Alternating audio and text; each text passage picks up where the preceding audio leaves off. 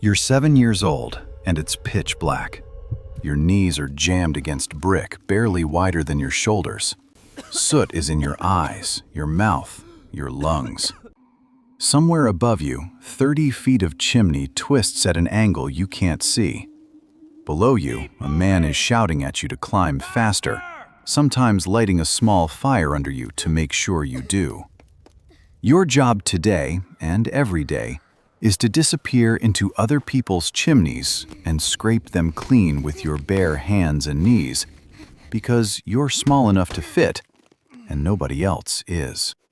That wasn't a horror story. That was a job. A real one, with a name, a wage, and thousands of children doing it well into the 1800s.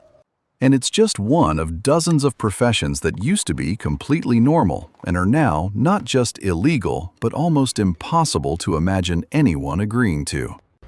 Today, the most dangerous job most people will ever have involves a bad commute or an unreasonable boss. But for most of human history, going to work could mean losing your jaw, your lungs, your name, or your life. And nobody considered it unusual. Let's go through what work actually used to cost people. Start with those chimney boys.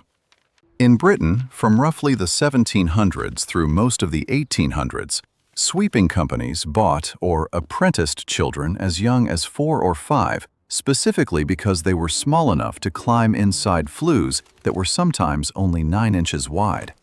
They climbed with no rope, no mask, nothing but bare skin against brick, using their elbows and knees to wedge themselves upward while scraping soot down onto themselves.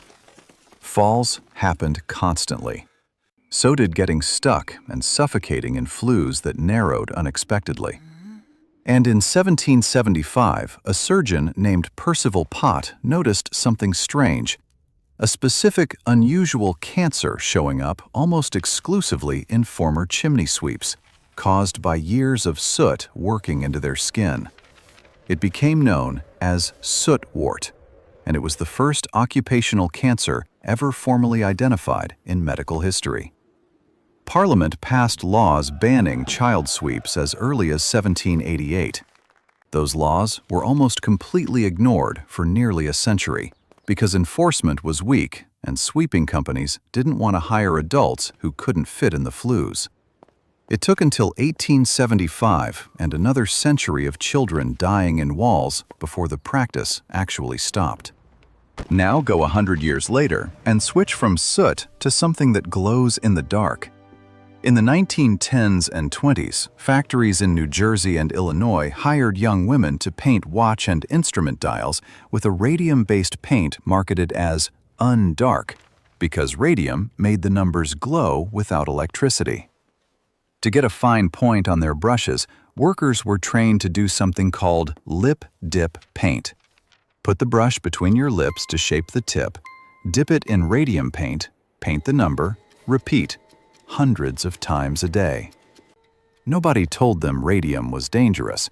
In fact, the company scientists handling the same material wore lead aprons and used tongs. The women swallowed literal radioactive material for years. What followed was horrific and specific. Their jaws began to rot from the inside, a condition workers came to call radium jaw, where the bone would fracture and disintegrate inside their own mouths. Many developed anemia and eventually bone cancer as radium settled permanently into their skeletons in place of calcium. A dial painter named Grace Fryer spent 2 years finding a lawyer willing to take on the company because every attorney she approached turned her down out of fear of the corporation's power. She finally won her case in 1928, and the Radium Girls, as they became known, permanently changed how the United States tracks and regulates industrial poisoning. But that protection came only after dozens of women had already died, glowing faintly in the dark from the radium still lodged in their bones. Before radium, there was phosphorus. In the match factories of Victorian London, workers, many of them teenage girls, dipped matchsticks in white phosphorus for up to 14 hours a day.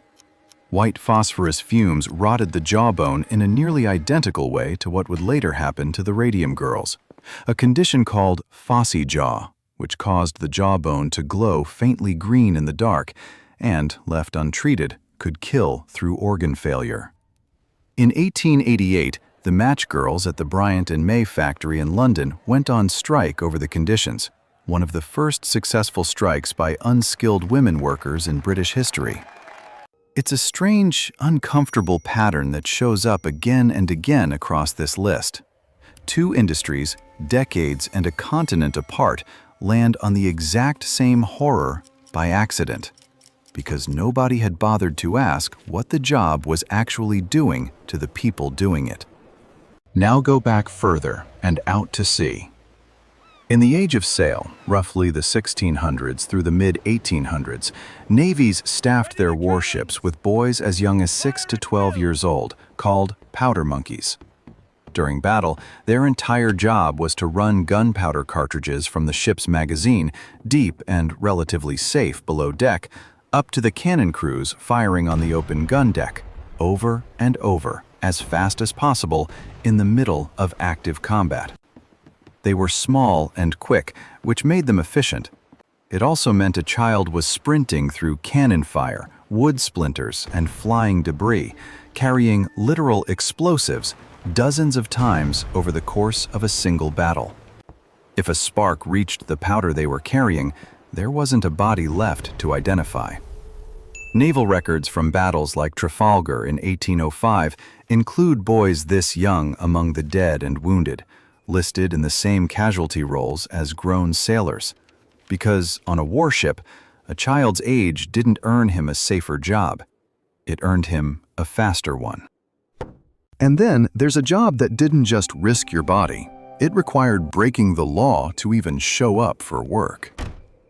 In the 1700s and early 1800s, British medical schools desperately needed human corpses to teach anatomy, but the law only allowed the bodies of executed criminals to be used, and there were nowhere near enough executions to meet demand. So, a black market profession appeared almost overnight: resurrectionists, men who dug up freshly buried corpses at night and sold them directly to medical schools, no questions asked. It was filthy, dangerous, and legally murky enough that resurrectionists were regularly attacked by grieving families guarding fresh graves, or arrested by furious mobs. In Edinburgh in 1828, two men named William Burke and William Hare realized digging was slow and risky compared to simply creating fresh bodies themselves.